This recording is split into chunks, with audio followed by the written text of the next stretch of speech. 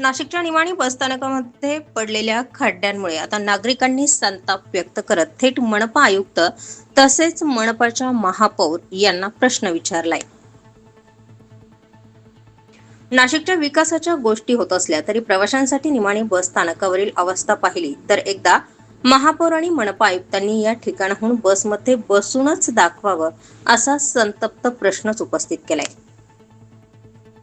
नाशिकच्या city link बस स्थानकाची ओळख म्हणून असलेल्या निमाणी बस स्टेशनमधून सध्या धुळे मालेगाव देवळा सटाणा तसेच पूर्व भागातील एसटी महामंडळाची वाहतूक केली जाते।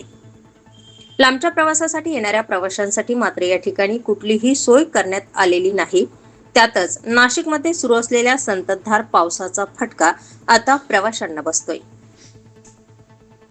प्रवाशांसाठी कुठलीही निवारा शेड किंवा सोयी सुविधा या लांबच, मात्र बस उभ्या असलेल्या ठिकाणीच पडलेल्या खड्ड्यांमध्ये गुडघाभर पाणी साचल्याने प्रवाशांनी बसमध्ये बसायचं कसं असा प्रश्न उपस्थित होतोय। यावर प्रशासन दखल घेणार की नाशिकच्या फक्त विकासाच्या गप्पाच होणार असा प्रश्न संतप्त प्रवाशांनी उपस्थित केलाय।